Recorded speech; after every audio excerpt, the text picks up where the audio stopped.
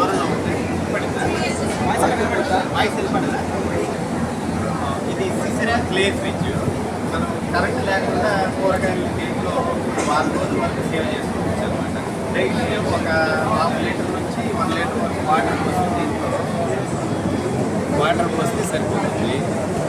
ఇదేం చేస్తుందంటే దీని లోపల హ్యూమిడిటీ ఎక్కువ క్రియేట్ చేస్తాం, అంటే తేమ ఎక్కువ క్రియేట్ చేయడం వల్ల మీకు కూరగాయలు కానీ ఏమైనా కానీ ఫ్రెష్గా ఉంటాయి. స్ప్రౌట్స్ తయారు చేయొచ్చు.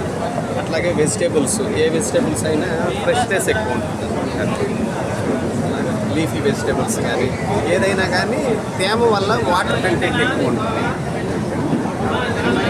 మీరు దీన్ని మీరు అబ్జర్వ్ చేయండి. వీటిల్ని కూరగాయలన్నింటినీ కూడా మే 4వ తారీఖున కొన్నాం. కొన్ని 3 సెట్లుగా డివైడ్ చేసాం. ఒక సెట్ వచ్చేసి వీటిని రూమ్ టెంపరేచర్లో పెట్టాము.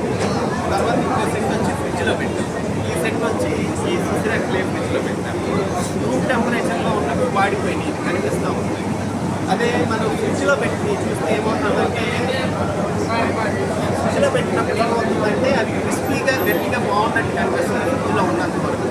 వాటిని బయటికి తీసిన తర్వాత ఆటోమేటిక్గా వడిలిపోతాయి అన్నమాట. ఎందుకంటే ఫ్రిడ్జ్లో పెట్టినప్పుడు దీంట్లో ఉన్న కణాలు సెల్స్ అనేవి ఐసోలేట్ అయిపోతాయి, గట్టిగా అయిపోతాయి.